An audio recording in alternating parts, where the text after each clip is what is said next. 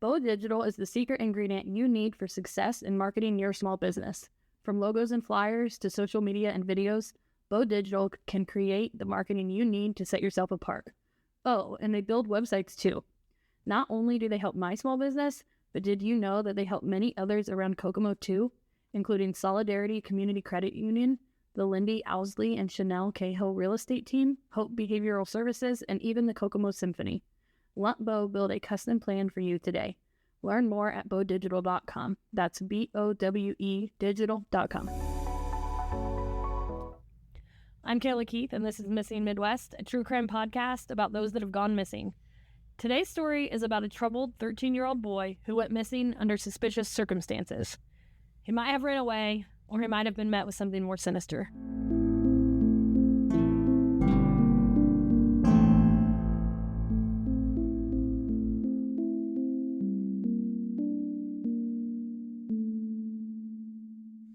What's up? Hey. We're back. We are back on the Missing Midwest episode. Yesterday's Murdered Midwest episode was about the Gabby Petito case. Just came out on Netflix. Man, it's like we had talked about doing that episode before, and we kind of knew that there was going to be a documentary coming out, and we watched it, and we had to make an episode. So that's yesterday's episode. Kind of just summarized it for you. I was telling them in the episode yesterday, it's like, I remember watching it in real time, but I was just gathering like pieces of it from the media when it happened. And so I hadn't actually sat down and looked at it from like start to finish and the timeline of it. And it's a wild case. And the crazy thing about it too is like, really, it was only in the media for like 2 weeks, but every day was like a new bombshell. No, it was in the media for a really long time. Well, I mean, by the time her body was found, September to like November. But like from when they started looking for it till her body was found, it was like 2 weeks. And every day was like a new bombshell. So the documentary really kind of pulled you all back into those crazy days. Yeah. Brian Landry might be my top 5 most hated people I've cut. It really, really pissed me off. Him. I mean, he took, oh man. Like BTK, Dennis Rader, freaking Dennis, hate him. Brian Landry's probably up there. Man. He was just awful. Sad story to watch. Any announcements? We've got all the new merch. We ordered some for ourselves. I'm currently wearing, I'm recording right now in the new one, and it's a long sleeve tee, and it's so cozy. Big fan of the long sleeve tees. I love the black hoodie with the knives on it. I got all of it. Very nice. Order. We are running a giveaway right now on our Facebook page. If you go to our Facebook page and like and share the posts, we're going to pick one of you to give you a free item. You can pick a hoodie, a t-shirt, a hat, whatever you want. So make sure you go do that. Honestly, spreading the word about our podcast, that's like the best thing you can do for us, and it doesn't even cost you any money. Absolutely. Just share it for us. Absolutely. Anything else? I don't think so. I think we're ready. We survived Valentine's Day. Yep. I barely did. I actually ended up having a small medical issue and had to have a minor procedure on Valentine's Day, so that was a little rough. A little stressful. And my dad hit a deer on Valentine's Day. It actually was really stressful Valentine's Man, maybe the most stressful Valentine's Day? Maybe, But it actually. wasn't like the flowers. No, the shop. I mean, well, the shop like... was all right. Well, the shop was like your general Valentine's Day craziness. Yeah. Like it's always stressful because you're doing a million flowers. But on top of having to stop to go to the hospital to have the procedure done, and then my dad, and so it was pretty rough. But, everyone's okay now. We're fine. We're totally fine. No broken bones. We're thriving. It's almost springtime. I can't wait. It's coming. Anything else? Announcement wise, subscribe, only $5. It's literally at this point cheaper than a cup of coffee to subscribe. Yeah. 65 episodes that you could have right now. Yeah, I just click a couple buttons $5. and you can have all of those episodes, and you support us. Which, if you're listening to us, I have to assume that you like us. So thank you for liking us. us. We are going to Bristow, Indiana today. Have you ever heard of it? No, what is that? It's down south. I'm pretty sure it's part of the creepy mountain people that we've talked about. Nice, perfect. It's an unincorporated town. I Nice. couldn't even find... Start of every good horror film. Could not even find a population. But on Google Earth, I counted approximately 10 houses. So that's it. It's just a little cluster of houses Like Plevna. in the middle of nowhere down south. I think the creepy mountain people, maybe they played a part in this. I don't know. Maybe they played a part in this case and we just don't know it. So it's kind of a short one again. The whole time we've been doing podcasts, I'm like, oh, I'm not going to do short cases. But then like it hit me last month. I'm like, why? I've never, Like, I've never made a promise to y'all that your episodes are going to be like 45-minute episodes. Like, some of them might be 20 minutes. I'm sorry if they are, but they still deserve to be heard. This little boy, I wanted to tell this story because it's just very strange to me. Well, I'm glad you're doing it too, because I know, like, when I've started researching cases, I've had some that are short ones. I'm like, you know what? I'm just going to put a pin in this. Yeah. When more stuff comes out, I'll do this one. And then I never do them. And then that person's story. This one's since goes 1997. And, like, you probably have not heard of this missing boy because there isn't tons of information on it, but that doesn't mean you shouldn't hear about it. So here we are. Ricky Lane Thomas Jr. He was 13 years old. He went missing in 1997, November 6th of 1997, which, remember that. It would be cold on November 6th. For sure. In Indiana, right? Chilly at the least. Yeah. Sandy blonde hair. He's so cute. I'll post a picture of him. He just is like this little chunker. He's cute. He was 5'8", 170 pounds. He is classified as endangered missing. And he had scars on both of his... Still to this day, he's classified as... Wow, okay. He had scars on both of his cheeks when he went missing, which you can see in the picture when I post it. He has little scars on his cheeks. So Ricky was born on December 21st, 1983 to Tina and Ricky Thomas Sr. He grew up with his mom and his stepdad, John Martin, and they lived in Bristow, Indiana. Rough childhood for Ricky. It was reported that he had a lot of behavioral issues. Him and his stepdad, 0 out of 5 stars, did not get along. They fought a lot. Like physically? Several violent incidences were reported. So to me, that means... Physically, yes. One altercation actually required Ricky to go to the hospital for a head injury. So yes, to me, that is very physical. Yeah. Ricky was very close with his cousin, okay? Which, freaking sidebar, her name is awesome. Daisy Applegate. Is that not just like the cutest little name ever? I love it. Her and Ricky were close. She took care of him. He stayed with her a lot. He really, they bonded, okay? She's the one that actually took him to the hospital for his head injury. Jeez. From the mean stepdad. Is she older than him, I assume? Yes. Okay. Yes. But he also just had a really rough time with school. Expelled a lot. He threatened his teachers a lot. Threatened violence a lot. And so it actually led to him being homeschooled and expelled. Now, they said he was homeschooled, quote unquote homeschooled, but his parents both worked full time. And that is where they were at work the day that he disappeared. And so they actually would send him to live with Daisy for weeks or months at a time. When they said they couldn't control him and they were just sick of him. It's probably all about that. Yeah, he would actually go. It was Tell City, which is down south as well. He would actually go and stay with her in the city for weeks or months at a time, which is crazy to me. Yeah. I would never allow my child to not be with me for weeks or months at a time. We also love our child. I would say I care about my child, and I'm not so sure that at least stepdad John Martin here cared. So November 6, 1997, at 11:30 a.m., Ricky's stepdad, John Martin, saw him at the family's home in Bristow. Ricky had called his cousin Daisy sometime between 1 or 2 o'clock that afternoon, and he was going to walk to her house. She actually only lived... I apologize. I said she lived in Tell City. I don't believe that's true. She only lived 1 mile to 1.5 miles from his house, but they often went to Tell City because I think that's the only town around there, because this had literally, this place has 10 houses now in 2025. I didn't have 10 houses in there 2020 or 1997. Fair enough. And so they spent a lot of time in Tell City, but when he stayed with her, it was only a mile and a half away from his house. Daisy, that she lived, he would stay with her, and that's where they lived. And so he was going to go stay all night with Daisy that night. Okay. And so he said he was going to walk 1 mile to 1.5 miles, which that's, to me, is so cold in November in southern Indiana. What, people, I don't know. I think they were tougher back then. I don't know. I feel it's not that bad. You don't think that's cold? If you're in a terrible situation. Yeah. I don't know. Anyway. I would do it right now when it's 10 degrees. If I was in a bad spot. That's true. Johnny, question for you. Yeah. If I was somewhere in Kokomo and it wasn't our house and it wasn't the flower shop, where would I be? Easy. Humble home. Yes, you're right. You guys, listen up. Humble home is my absolute favorite place to be for so many reasons.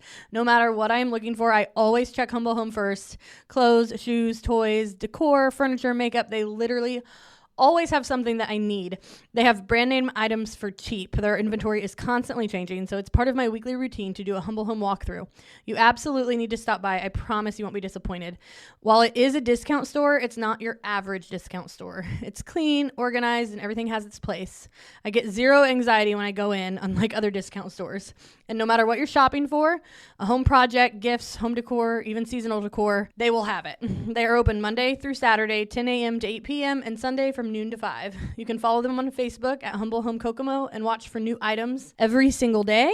And for our Lafayette, Indiana listeners, I have exciting news. They are opening a second location in Lafayette soon. As soon as I have the details, I will let you know their opening date. Get excited. So, obviously, Ricky wanted to leave the house. I would too, because John Martin sounds like a total jerk.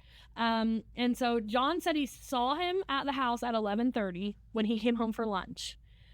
The plan was Ricky had $20 of his own money, okay? He wanted to go to McDonald's in Tell City, and Daisy was going to take him there, and he was going to buy McDonald's for himself and for Daisy, okay? And so they were going to go to Tell City that night after he walked to her house. And so he had actually called her around 1 or 2, and he confirmed these plans with her. I'm walking to your house. I have $20. We're going to McDonald's for dinner, and I'm spending the night. And she's like, okay, cool. Ricky never showed up.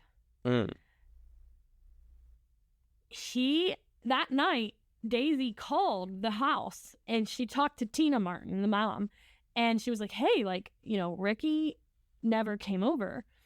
Tina did not call the police until the next day, which I think is a huge red flag. Yeah. She said that she hoped that he would come home later that night and he would have some excuse for why he didn't make it to his cousin's house.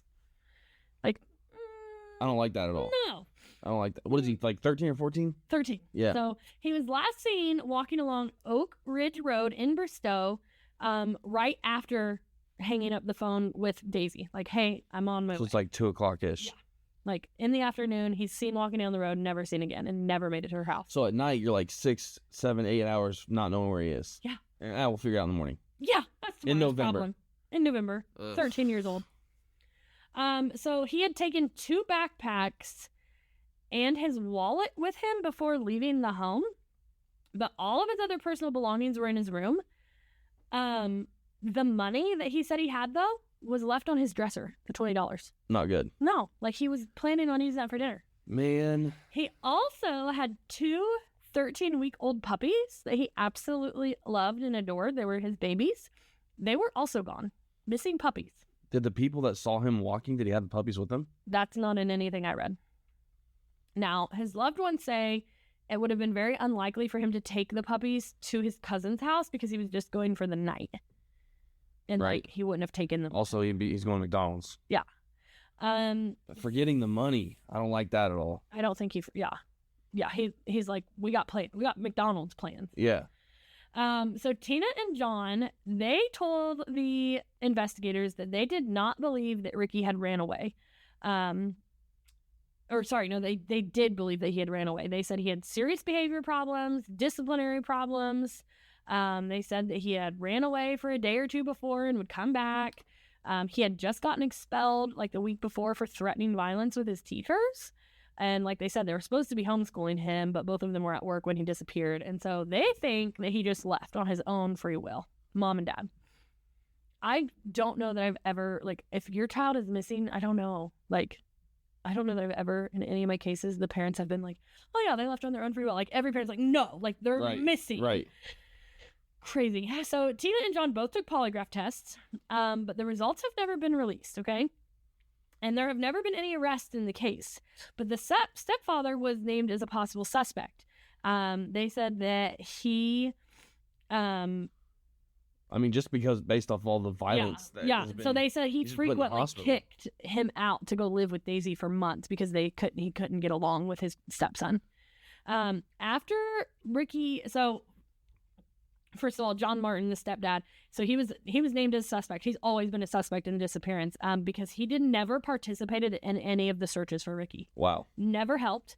Literally cared about him that much where he didn't even look for him. Right. He also called his employer and took work off the next day because he said he was going to go meet with his sister to help her with something. No one knows where he was that day, and his sister said he never met her. That's sketchy as all get out. That's what, right? Like, he had to be doing something illegal. Yeah. Right? And so after Ricky vanished... I would love to know his explanation of that. Right? So after Ricky vanished, Tina got a phone call from an anonymous caller, and it was a man's voice, and he said that he could prove that Ricky was still alive if she went to this location in the woods. Whoa, okay. And so Tina called the police and was like... No ransom request? No, proof of life in the woods. Weird. So her and the police go to this specific spot in the woods, and they found Ricky's prized possession, his snow globe. Exactly where the caller said it would be. Wow. Okay, so he's alive. No. Later, after this, the stepdad, John... he admitted that he made the phone call. Wait a minute. Are you kidding me? Disguised his voice and took the snow globe from Ricky's room and put it in the woods. For what freaking reason would you do this? He said that he thought it would help her to move on. Oh my gosh. So he's not just violent. He's an idiot. What? Oh my gosh. It was also... it's not confirmed, but there's multiple news articles that mention it, that John had recently gone into the city and had inquired with more than one insurance agency about different insurance policies on the family. Sketchy. Not a good time. Don't want to be doing that around anything like this. So after the snow globe incident and his refusal to help search and just his unusual behavior, Tina divorced his ass. And she has refused to speak to him since, which good for Tina. Like, obviously, John... unfortunately, too late, Tina. Maybe you should have tried that after the first time you put your kid in the hospital. True. John Martin died in 2005. So if he had the answers, they're gone. Gee whiz. So Daisy Applegate, she has always said that she believes Ricky ran away on his own and was going to resurface when he was 18. But police have publicly stated that they believe he was met with foul play. So that's what the cousin that actually cared about him thinks. Yes, because she said she knows what he was dealing with, and he didn't want to be there, and he couldn't stand the stepdad, and she thinks he left on his own. Took the puppies and left. But why would he leave the $20? Why would he leave the $20, and why wouldn't he come back when his mom divorced him? And why he's past 18. Oh, yeah, for sure. Ricky's father, Ricky Lane Thomas Sr., died in Evansville, Indiana in 2000. Foul play is not suspected in his death, and it's not believed to be connected to his son's disappearance, and he was never named as a suspect in his son's case. Man. In 2015, police randomly got several random tips and leads on this case, and they got this one tip that said that Ricky's body was in the Newtown Lake in Ferdinand, off of Ferdinand Road. Police did a full-on search. Dive teams. Must have been a pretty credible tip. Right. That's what I'm saying. Tip to be able to do all that stuff. Right. The findings have never been released to the public. Well, what the heck? His case remains unsolved. So I don't know. It's online on the web sleuths. It's 50-50. I mean, half the people are like, he ran away. His stepdad was a jackass. He was sick of it. He beat him up all the time. And match that with all the behavioral issues in school. It's a pretty good case for a runaway. Yeah. And the puppy's disappearing. See? But then the other 50-50 are like, oh, come on, John Martin, for sure. Look at his sketchy behavior and, I mean, come on. Man. Taking off work the next day, not helping with the searches. It's interesting to me that the person that cared about him the most, Cousin Daisy, thinks he ran away. I mean, that has some weight to it. And also, as terrible as it sounds, taking the puppies, you could sell the puppies. If you need money to start, you need to start. That $20, you should have taken that, I guess. But I don't like that $20 is still there. But, I mean, I don't know. That's crazy. Going to live in the woods wouldn't be a good move. I feel like if he ran away, he'd be resurfaced by now. Yeah. That's what I think too. Unless he like died along the way. I don't know. Someone, a comment that I read online that just like hit me real hard was someone said that they said like people down south hiking, hunters, they need to be on the lookout for those book bags with puppies in them, like bones of a puppy and bones of a kid, because that stepdad unalived him and made him disappear down south in the woods, and someone's going to stumble across it one day. Jeez. And so I thought that was like really heavy, like, whew. Yeah. Like how many times, I mean, I've been not hunting, I don't hunt. I've been camping or, out in the woods, and I've stumbled across like a book bag or a bag or something. And like, you wouldn't know what you found unless you heard something, but someone knows something. I believe that someone knows something in every case. Someone saw something that day. Someone heard something. Someone got drunk and said something. Someone bragged about something.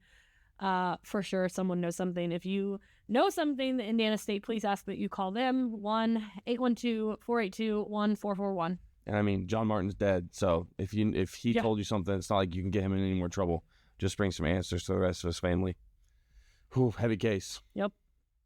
This podcast is a So.Will.I.Studos production. So will I.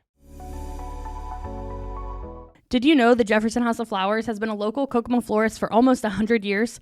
Our trained designers make beautiful arrangements for literally any occasion. You can send flowers for any reason. Birthdays, anniversaries, get well, congratulations. The list goes on. We make flowers for funerals, weddings, proposals, and even proms. Let's be honest.